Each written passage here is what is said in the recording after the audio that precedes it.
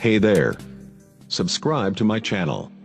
And also press this bell icon, so you never miss any new updates, cause whenever we upload new video you will get a notification on your phone. Welcome back to CVM Live. It's now time for our major stories in detail. And we begin with a CVM Live update. Prominent real estate attorney Jennifer Masado has once again been slapped with fraud-related charges.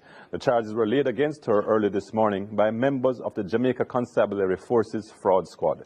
CVM Live's Nicole Wilson spoke with her lawyer, Christopher Townsend, who gave more details.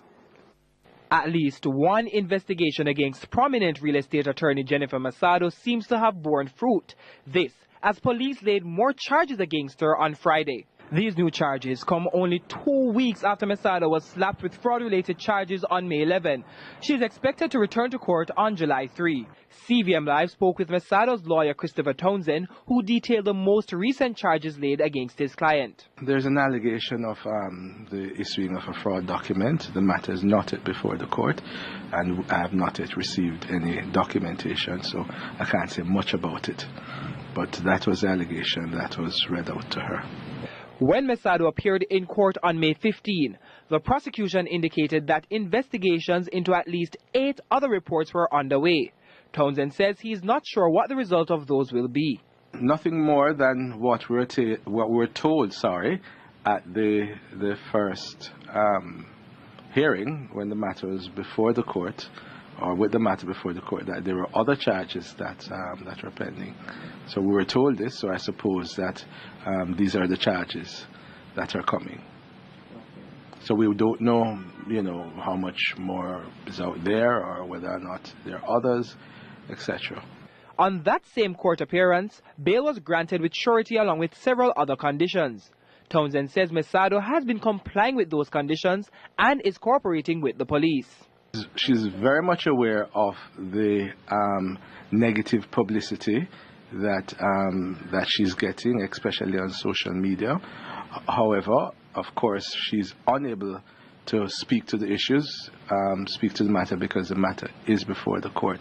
But she is complying with all of the instructions of the police, the instructions of the court, and she has every faith in the judicial system. On the charges laid on Friday, Masado was granted bail in the sum of $100,000 with surety. Reporting in the field for CVM Live, I am Nicole Wilson. A parish manager from the Jamaica Agricultural Society is now calling on the government to do more to end the attack on farmers and their livelihood, saying the agriculturals have lost billions to predial larceny. CVM Live's Khadija Thomas has the report. $6 billion. That is the reported amount that has been lost to predial larceny, according to the Jamaica Agricultural Society JAS Parish Manager for Clarendon, Charles Killenbeck, who has announced that the JAS has found one way of fostering accountability and traceability in ending the criminal act. One of the ways to help to stem the predial larceny is the birth of this receipt book. Yes, it's simple, and it's not just an ordinary receipt book. This receipt book is like a passport to your farm. Predial larceny, the theft of agricultural produce, including livestock and provisions, affects farmers, the consumer, and the economy. The parish manager maintains that statistics show that 40 to 45% of the theft is not recorded, as farmers fail to report these incidents. He says vendors are also involved in the crime. So you're planting with value $1,000 for argument's sake. This thief now chop it and sell it for $200. But he can afford it. And why he can afford it? The $200 is 200% profit for him, because he did not plant it, he did not fertilize it, right? So ways have to be put in place to stop the ignorance from buying from them. Also the butchers. You have butchers out there who are contracting thieves. Now the Jamaica Constabulary Force Predial Larceny and Prevention Unit is again urging farmers to be more cautious by erecting proper lighting on their premises. We also ask them to put in your CCTV. The use of technology is very important in terms of ridding your place of potential risk of the predial larceny. Killenbeck and McLean were speaking at a predial larceny workshop organized by the United States Agency for International Development. Khadija Thomas for CVM Live. Thanks, Khadija. A new isolation ward was constructed at the Bustamante Hospital for Children as a part of a project undertaken by the Kingston and St. Andrew Municipal Corporation recently. CVM Live's Nicole Wilson reports. In order to make Kingston the center of commerce and culture in the Caribbean, services offered by the city must be improved and advanced. That is the rationale behind the construction of a new isolation ward at the Bustamante Hospital for Children by the Kingston and St. Andrew Municipal Corporation, KSAMC, as indicated by Kingston Mayor Delroy Williams. The ward, which took 3 days to construct according to Mayor Williams, has been outfitted with state-of-the-art equipment. We have put in drop ceiling, we have sealed off the area, we have put in a decontamination section. In that we have put in windows, the plumbing, the entire plumbing, we have redone the plumbing, electricals, doors, we have done all of that. We are going to install AC unit, air conditioning unit.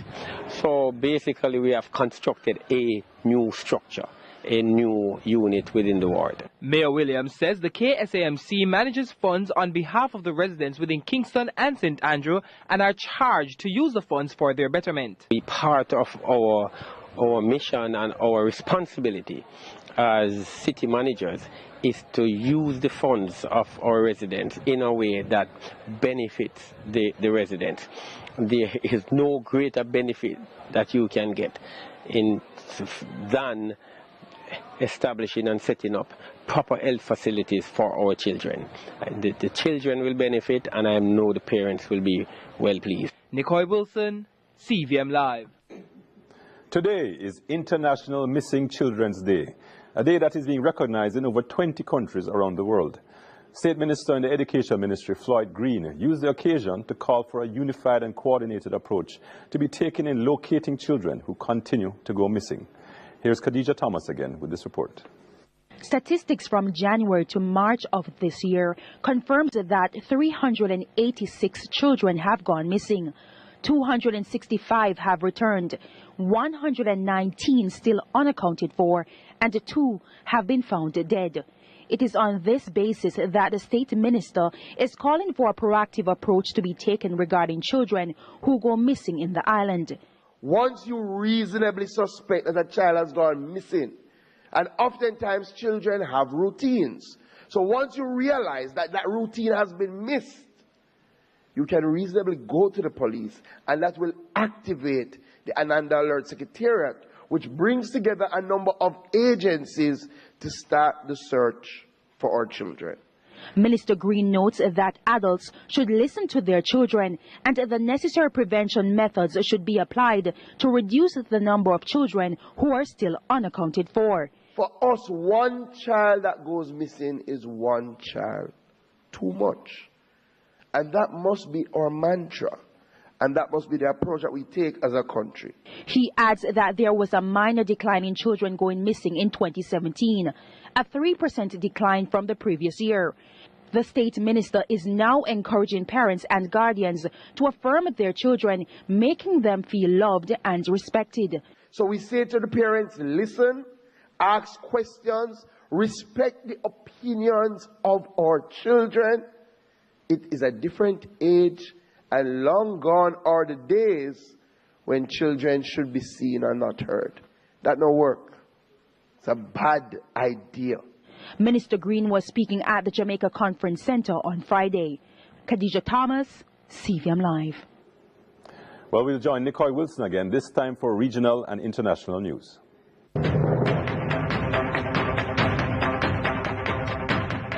Making the top regional stories this evening, Mia Amor Motley made history today by becoming the first female Prime Minister of Barbados. This as the Barbados Labour Party BLP secured an unprecedented 30-0 victory against the Democratic Labour Party DLP at the polls last night. Motley and her new government moved forward without any official opposition. Leader of the Democratic Labour Party, Fundell Stewart, conceded defeat and congratulated Motley and her team in the early hours of Friday morning. In Trinidad and Tobago, a crime of passion is how residents of Cocoa Peace Road, Gasparillo, described the brutal murder of housewife Kavita Lisa Jokan, who was bludgeoned about the head by a man who claimed to love her. The suspect's response was apparently triggered after Jokan refused his advances. The suspect, a 58-year-old gardener from the area, was arrested at the scene after residents noticed blood splattered on his feet and alerted the police. And in St. Lucia, another young life has been lost on the nation's roads.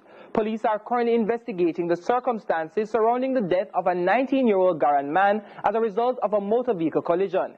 HTN St. Lucia tells us more.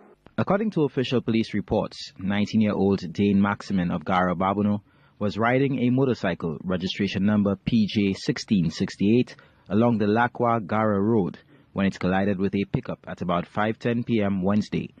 Emergency responders arrived to find Maximin's motionless body on the road near a drain. He was pronounced dead on the scene by a medical practitioner and subsequently transported to the Victoria Hospital mortuary. Meanwhile, on the international scene, New York police have charged the Hollywood producer Harvey Weinstein with rape and other sex crimes against 2 women. More than 100 women have accused him of sexual misconduct, including rape. Here's more in this report. The movie mogul, who once had Hollywood at his command, now is forced to reckon with his past as he surrendered to police over allegations of sexual abuse and the campaigns of coercion he exerted on women. The criminal case involves charges of raping one woman and forcing another to perform a sex act on him. But these are not the only accusations that Weinstein faces. Since the news broke last October of his alleged personal behavior, more and more high-profile actresses have since come forward to talk about their experiences with Weinstein, including actress Rose McGowan, who publicly accused Weinstein of rape. It was also alleged by one publication that Weinstein had hired spies, including former Mossad agents, to discredit and suppress her accusations. Those were the top regional and international stories on Friday. I am Nicole Wilson. Good evening. Well, those were our major stories. More news later with News Live in 5. But talks of diminished poverty and falling inflation. Is this reflected on the average man? And should the present government lay any claim to the current situation? Damien Crawford, People's National Party Senator, and Jamaica Labour Party Senator Matthew Samuda. They will join in our panel discussion when we return.